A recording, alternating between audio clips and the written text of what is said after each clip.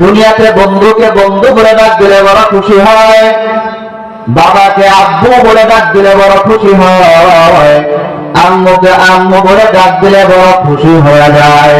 আর আমার আল্লাহ তাআলা দিয়ে কয়,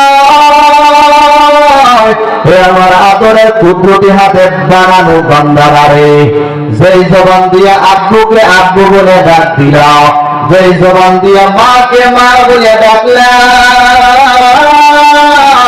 যেই জবান দিয়া বন্ধুকে বন্ধু বলে ডাকলা, সেই জবানটা তো দিছিলাম আমি মাওলা।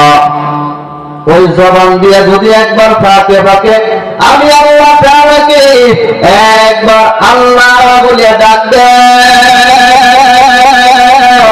তাহলে আমি আল্লাহর কুদরতি বরানটাও তো বড় খুশি হয়ে যাই। তোর গোলামেরা, হে আদরের বান্দারা, দুনিয়ার স্বার্থে আঘাত করলে যেমন সম্পর্ক টিকে না, হে উম্মতের দল, স্বার্থ ছাড়া যেমন সম্পর্ক টিকানো সম্ভব না।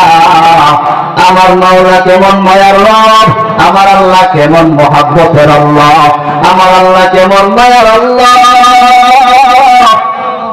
দুনিয়াতে বান্দাদেরকে বানাইয়া আল্লাহ পাক ডাইরি দিয়া দিলেন, হে বান্দারা, এইভাবে চলো, এইভাবে চলিও না। 5 ওয়াক্ত নামাজ পড়ে নাও, মাহে রমজানের রোজা রাখিয়া নাও, যখন সম্পদ বাড়িয়া যায় যাকাত দিয়া যাও, যখন সম্পদ বাড়িয়া যায় হজ করিয়া নাও। আল্লাহ তাআলার মূল ডিউটি গুলো পালন করার জন্য মাওলা হুকুম দিয়া দিলেন।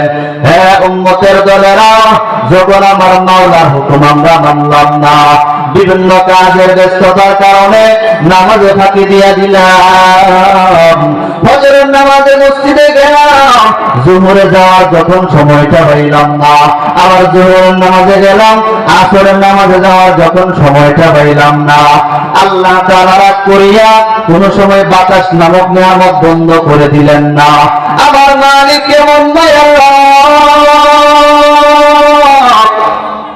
আল্লাহ তাআলা বান্দার প্রতি রোজা না রাখার কারণে রাগ করেন নাই। আমার মাওলা বান্দার প্রতি ইবাদত না করার জন্য কোন রাগ কোন সময় করেন নাই, বাতাস বন্ধ করে দেয় নাই, কোন রিজিক বন্ধ করে দেয় নাই। এর দ্বারা প্রমাণ হয় আমার মাওলা বান্দাদেরকে বেশি মায়া করে, আল্লাহ বেশি মায়া করে। হে বান্দারা, সেই মাওলাকে মহাব্বত করে তারপর অন্ধকার কবরে যাওয়ার চিন্তা নাও। আমি যখন মাওলার মহাব্বত অন্তরে ঢুকাইব না, তাহলে মরার সময় বড় ভয়, অন্ধকার কবরে যাওয়ার সময় বড় ভয়, কিয়ামতের ময়দানে ওঠার সময় বড় ভয়, জান্নাত জাহান্নাম বাছাই করার সময় বড় ভয়।